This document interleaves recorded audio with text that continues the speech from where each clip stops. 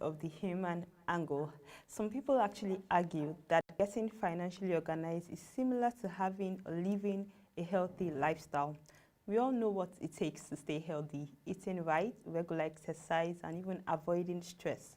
Yet it's an entirely different challenge to actually do something about it. The same is true for taking steps to an organized financial life. We know the things we should be doing, yet it's challenging, to put it nicely, to put it into action. Therefore, in today's episode, we'll be looking at how to have an organized financial life. We have with us on the show to engage with us on this topic CFA Chartered Finance Professional, Mrs. Elizabeth Ekpo. Thank you very much for joining us on the program today. It's great to have you with us. Thank you, Taiwo, for having me. It's a pleasure to be here today again. Thank you. First, I read the article you wrote on this, and it was really, really amazing. But let's first tackle the question on regards to someone's personal finance. How can one manage his or her money in line with one's financial goals? Okay, so managing your money, it's all about having a financially secure future and getting the most out of your money. And to be able to get the most out of your money, you're actually using your money to meet your goals. And so what are these your goals? Your goals can be dimensioned into your immediate goals, your immediate needs. So your short-term goals, your medium or your long-term goals. So your immediate goals or immediate needs will be looking at spending money today. And your future goals or your short-term, medium, long-term goals will be looking at spending money in the future. So how do you organize your finances in such a way that you're able to spend today and are able to also save and invest for the future? So, and that will require you looking into your finances, dimensioning your income and your expenditure such a way that you are spending less than you earn, so that you are meeting your immediate needs and you're having something put aside in your savings and investment that can grow over time to be able to meet your long-term or your medium and long-term goals. So that's how you manage your money to ensure that you're meeting your financial goals successfully. But in terms of prioritizing your expenses, how can you come up with a funding plan for it? So that simple process you have just described is what we call budgeting. And the budget is an estimate of your income and your planned expenses for a set period of time. So when you're looking at your budget, having a budget will help you determine how you want to spend your money, and then you can prioritize accordingly, and also help you dimension if you even have enough money to meet to do the things that you want to do. So that your budget puts all those in perspective for you, and where you're able to prioritize your expenses, you can determine which ones are necessities and which ones are luxuries, and then you can prioritize accordingly, and also be able to determine the ones that you want to do away with for the period of time, while also ensuring that you set aside money to also meet the plans and the goals you have set for yourself.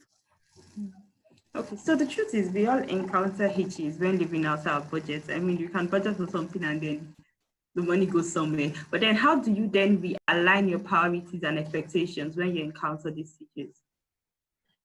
Well, you have to realize that the only thing constant in life is that life is changing constantly. There's a change in life. So you have to know that your budget has to be flexible. We tend to say it should be a living plan. So as your income increase or decrease, your lifestyle changes, your priorities and expectation also change. You need to go back to the drawing board and look at your budget. And you need to tell yourself the truth. Be realistic of where things are at now. Review your budget and make the required adjustments. And this does not necessarily mean you have to live miserably.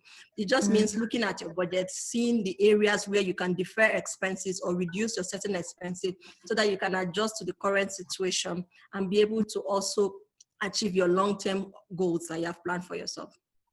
Thank you so much. But looking in another way at your financial goals, demands of life come about, especially when, even after budgeting, even after setting the goals, we face various demands in life, in our personal finance, relating it to it. How can we avoid losing track of these goals when demands of life come about?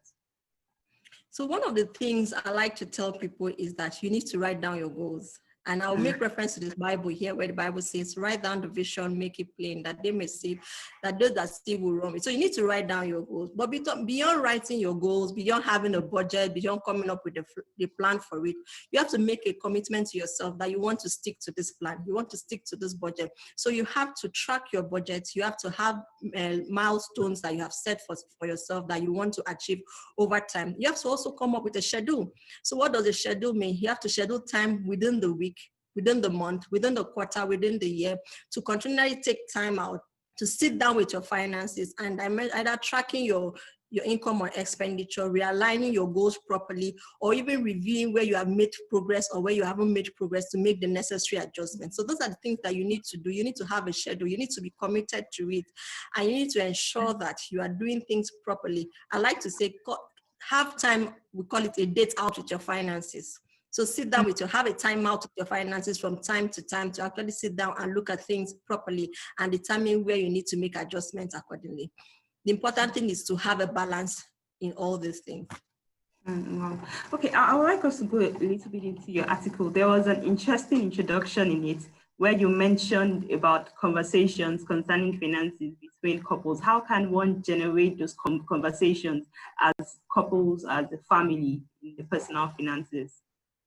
Well, usually when it comes to couples and partners in discussing finance, it's usually quite delicate. So you have to approach it with that delicate situation. You have to understand your spouse and understand your partner and determine when is the best time to talk about money. But usually most times I realize there's really no best time. You just have to have this conversation, because without having this conversation, you do not have a clear picture of where you are going as a family or the things that you can achieve together as a family. The Bible says one will chase 1,000, two will chase 10,000. So you want to be sure that you are optimizing your resources in such a way that both of you can actually achieve more than one person will be able to achieve given their resources. So you need to just have this conversation, find the right time, talk to your spouse about it, and usually you will find out that you always find a way to have this conversation and come up with a budget and determine what your financial goals are. All right, so let's look at financial habits. One key one, like we've mentioned earlier on, is budgeting. But apart from budgeting, what are the other smart financial habits that one should imbibe? Okay, so when it comes to financial habits, your financial habits will determine how far you're able to achieve your financial goals. So one of the things you want to do is you want to avoid debt. As much as you can, you don't want to get into debt. You only want to get into debt where it will help increase your wealth or increase your income and also give you enough to be able to repay the debt. That is the only time where you can get into debt comfortably. You want to ensure that you're not getting into debt for recurrent or your daily living expenses. Another habit you want to get on is you need to get insurance.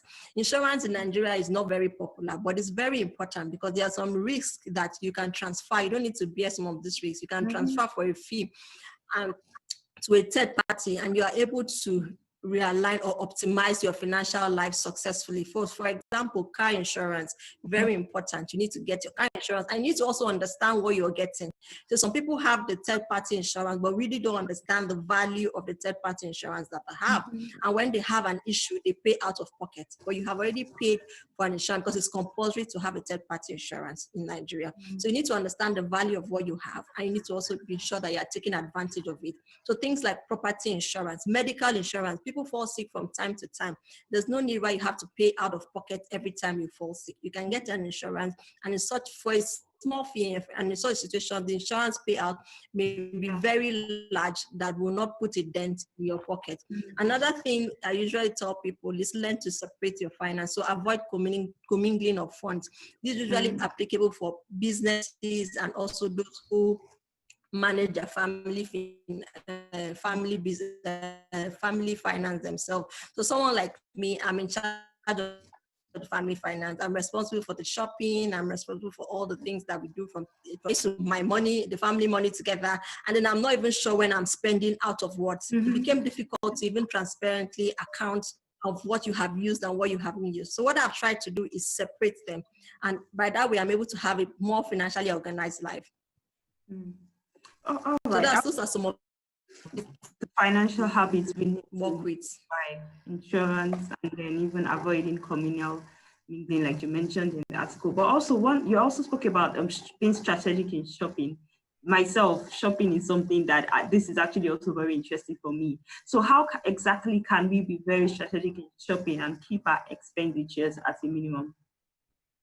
So we all want to ensure that our expenses are as minimum as possible, but reducing your expenses, especially for your essential needs, can be very challenging. One of the ways you can do that is being strategic in your shopping. So strategic in your shopping could be comparing prices, choosing where you shop, shopping in bulk, or looking for bargains. And in choosing where you shop, I have realized that most supermarkets have this price differentiation when it comes to their products. So while their cosmetic and household items might be cheap, you might find out that cereals or provisions might just be a little bit pricier than the next store down the lane, maybe to lure people in. So what I try to do is I compare prices, and where I find out that this set of things are cheaper in this store, and while the other set are cheaper in the other store, I make sure that my shopping in each store is targeted to only the relatively cheaper and affordable stuff in that store. So overall, you're able to achieve a balance. And also things like fruits. I realized that even shopping by the roadside from the Malam down the road with fruits, I get them cheaper than even buying my fruits in the mall. So things like that will help you. My gas supply, for instance, my cooking gas, I realized that if I buy them in the filling station, they're cheaper than when I buy them just in front of my estate. So what I try to do, I'm proactive, I'm watchful, I'm ensuring that I don't leave my gas to the last day when it's finishing. So I have 2 cylinders, for instance.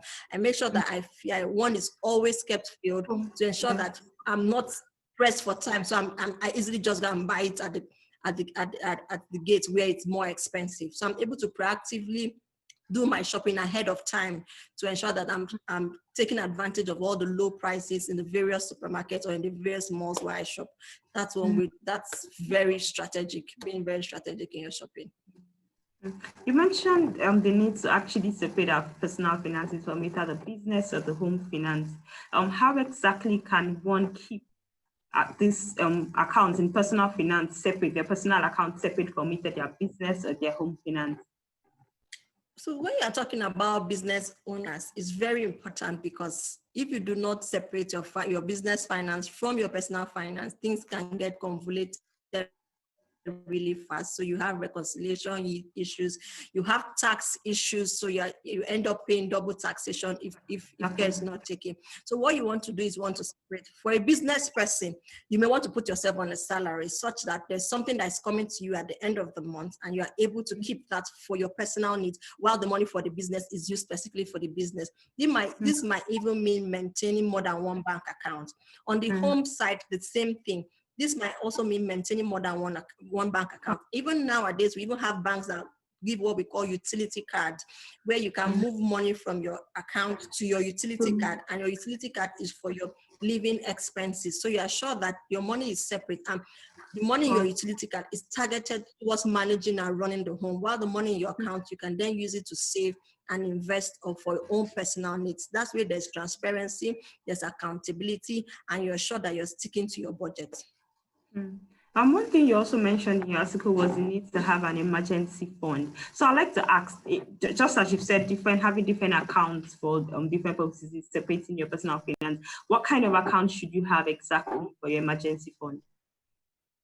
So for your emergency fund, you want to think high yielding savings accounts. Mutual fund account comes easily to mind. You don't want to keep your emergency fund in a non-interest yielding account, but at the same time, you don't want to keep it in an illiquid investment. You want to ensure that it is readily available for when an emergency comes. So something like a money market mutual fund becomes where you can easily put your emergency fund, things like treasury bills, things like maybe commercial papers that you can easily convert to cash when the emergency or when the need arises, is where you want to have your emergency fund. You don't want to have your emergency fund locked up in a real estate investment, because then it no longer becomes an emergency fund. Because when you really need it, you don't easily have it available, and you may end up selling your assets at a loss because you want to meet an emergency. So your emergency fund typically, I like to say, will cover at minimum 3 to 6 months of your regular expenses, and it should be in near cash liquid investments. But for example, if someone wants to start budgeting now, would you advise, and the person is about to start, hasn't started saving for an emergency fund, would you advise to first build the emergency fund and then from there take on to saving for investments and assets? Yes, so I will usually side by side.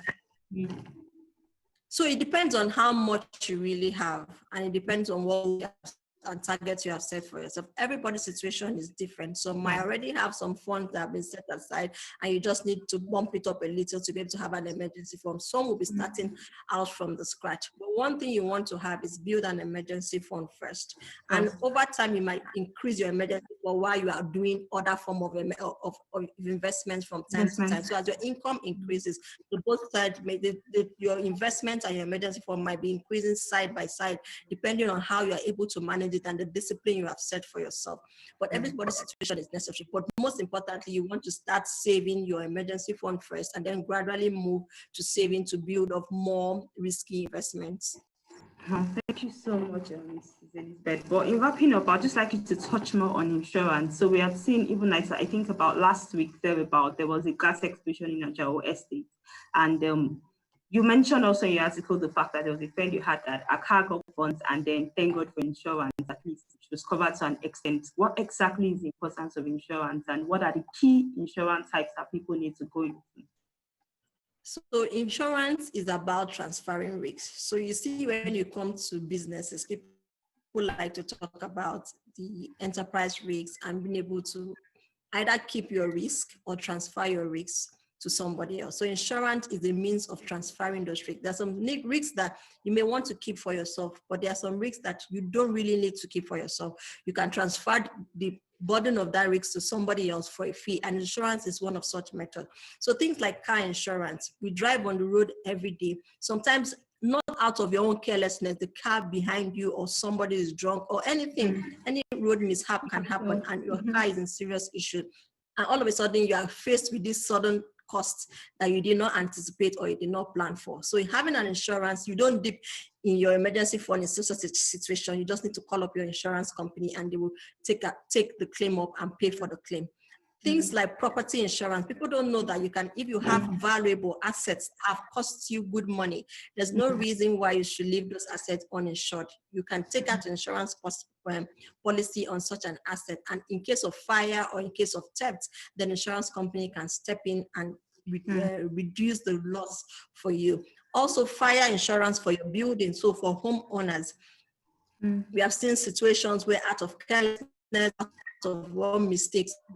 So I also had a colleague who the wife was sleeping, and then she just woke up and there was smoke everywhere, and she ran downstairs, and before she knew what was happening, the whole house had burnt down. Not out of a mistake of hers, just from the neighbor's house. So imagine having insurance in such a situation. The only thing they were left with was what she was wearing and her slippers that she had wanted to run outside. So in such a situation, insurance really comes in handy because you are able to at least recover some money that would defer the cost of replacements of some of this, of your house, of your property and stuff. So those are some of the insurance you need to have. Another example that easily comes to mind is insurance for house helps. This one happened to a friend of mine recently. The house help suddenly took sick, and then she spent almost $500,000 treating her because she wanted to just let the lady go. That at least giving her some form of comfort or some of relief out of what was out of her ailment. So she could have taken out an insurance, and we discussed that. We're like, I think it's good to take out a house help insurance or a nanny insurance for your help, so that anytime they fall sick, insurance that you can easily help reduce the cost of an emergency or unforeseen circumstances. And you don't need to eat into your savings. Yes. Thank you so much for coming on the program. It was great. It was a great discussion and having you to discuss and gain insights on the subject matter. Thank you very much. And that brings us to the end of today's. Thank you very much. All right, and we'll call it a wrap for today's edition of The Human Angle. If you have questions or comments, or you would like to have a budget tracker or even have access to the article, kindly send a mail to programs@polshareng.com. and business@polshareng.com. Visit our website www.polshareng.com to get more information on your personal finance and updates from our news stories and videos. Also follow us on our social media platforms shown on the screen for further updates on our market reports. Till I come your way again tomorrow, thank you for watching and bye for now.